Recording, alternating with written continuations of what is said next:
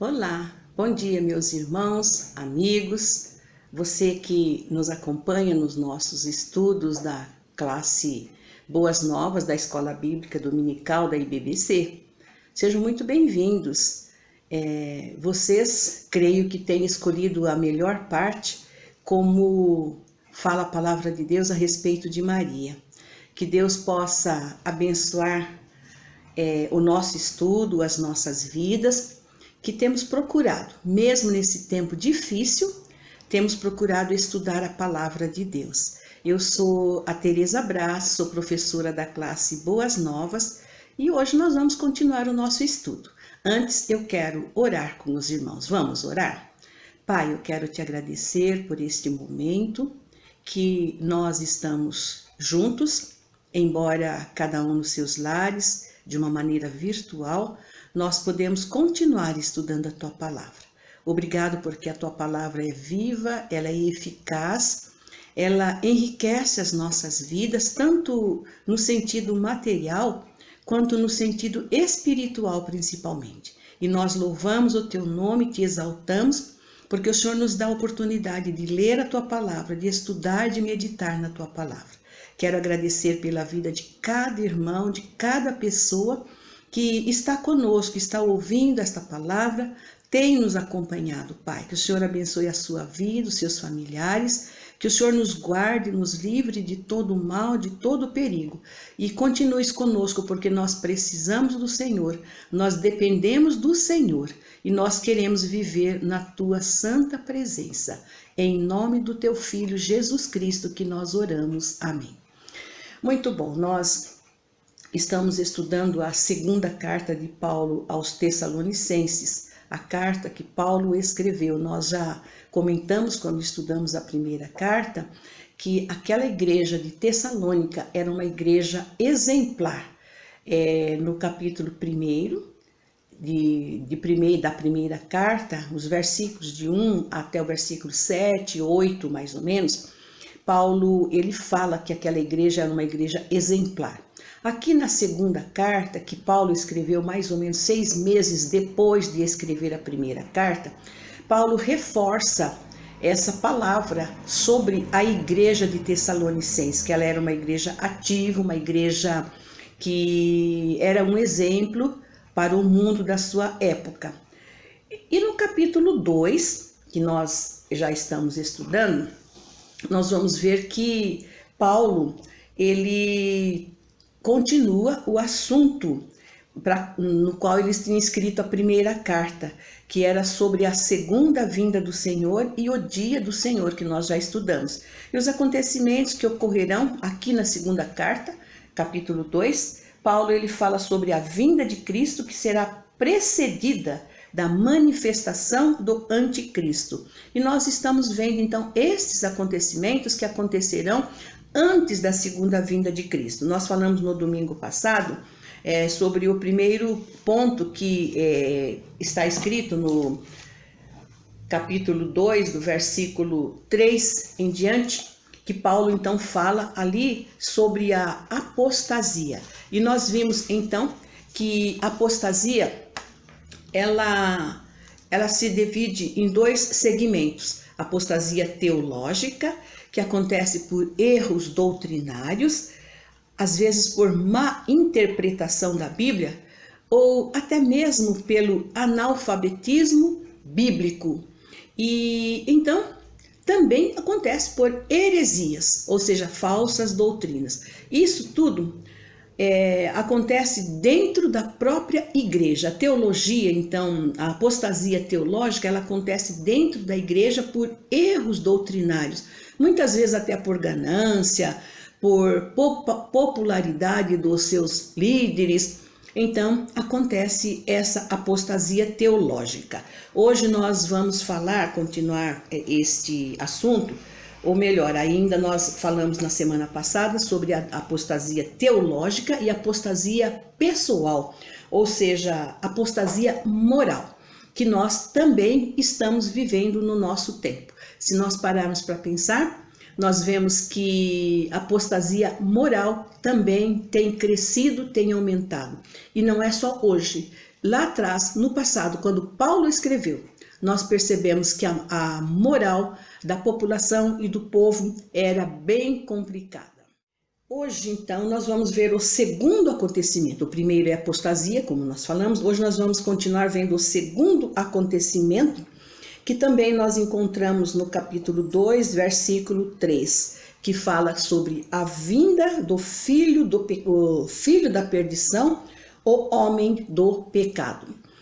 É uma importante figura mundial, a personificação do pecado e da rebelião. Como falamos, a apostasia moral, ela tem crescido. E é esse homem do pecado, vamos assim dizer, que é o cabeça da imoralidade que nós encontramos hoje. Imoralidade em todos os sentidos.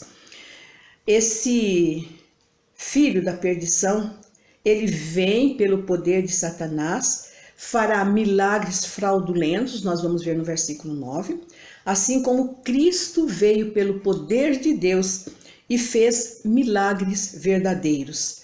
Mas o destino deste que virá já está marcado. Ele será destruído na vinda de Cristo, pois ele é o filho da perdição. Ele está condenado ao julgamento eterno. Esse homem da iniquidade pode ser um anticristo, porque no verso 4 está escrito que ele se opõe e se levanta contra tudo que se chama Deus. Sabemos que o anticristo já opera no mundo. Paulo escrevendo, ele diz que o anticristo já opera no mundo, já naquela época, e agora ele continua operando no mundo. Anticristo é tudo ou todo aquele que se levanta contra os princípios divinos.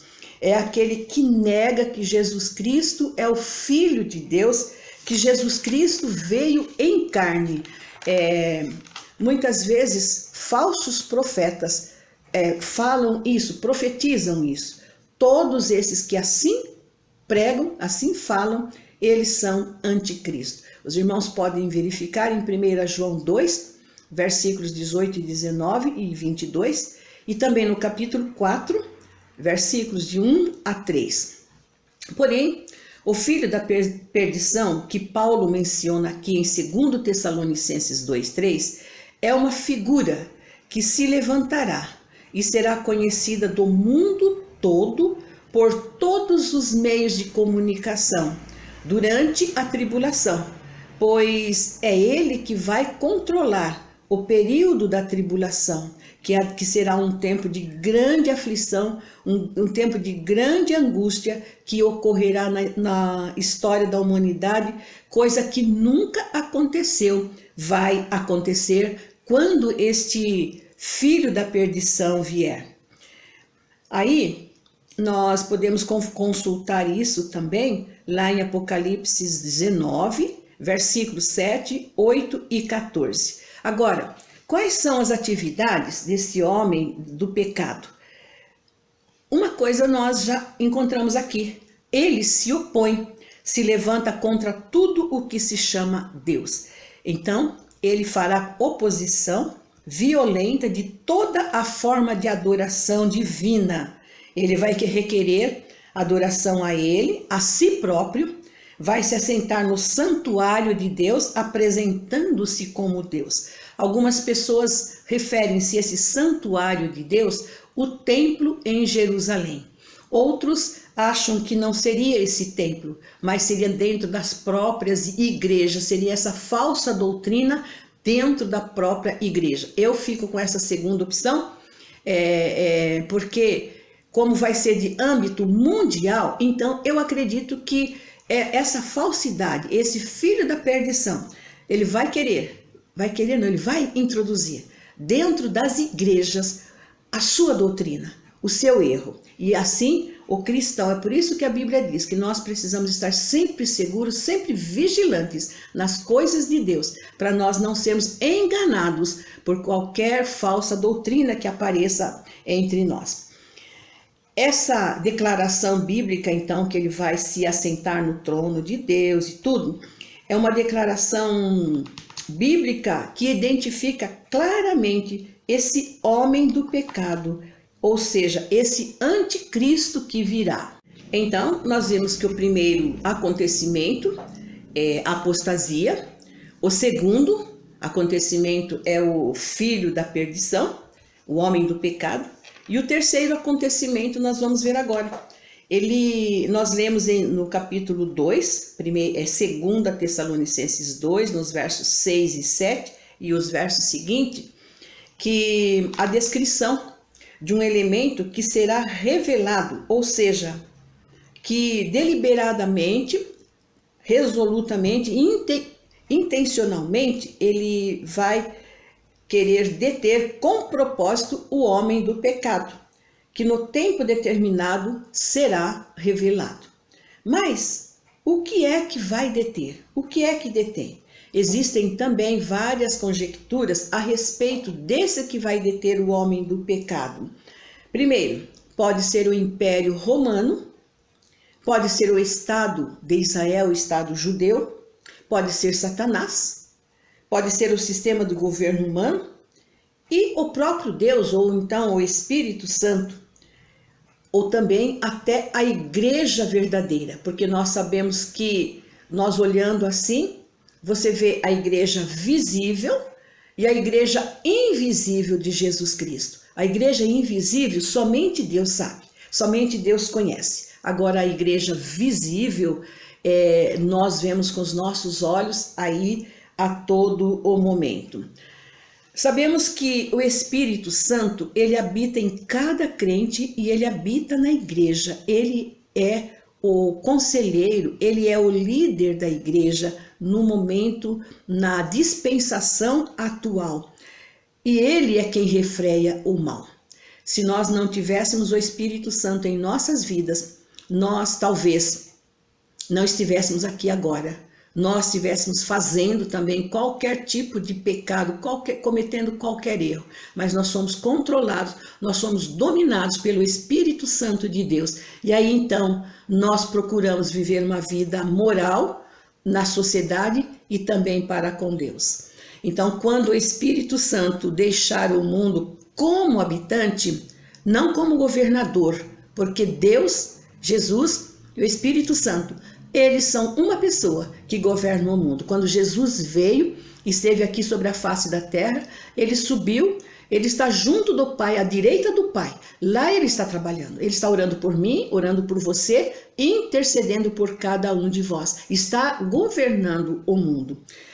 Aí então, quando Paulo escreve na carta também, nesta carta, no versículo 7, sobre o mistério da iniquidade que já está operando, ou seja, é o espírito de desobediência a Deus, o espírito de maldade que já está ativo em forma de mistério.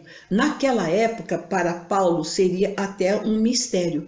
Ele estava, vamos assim dizer, em germinação. Hoje não. Hoje nós percebemos que o ministério da iniquidade opera praticamente livremente.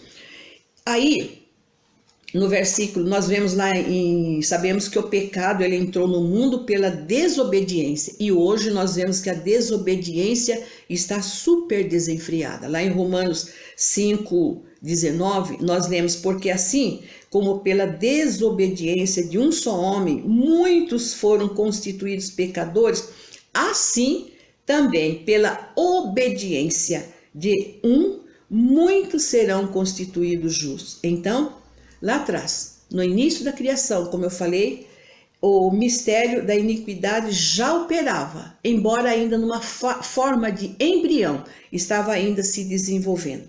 Quando Paulo fala em ministério, não se trata de algo misterioso, algo que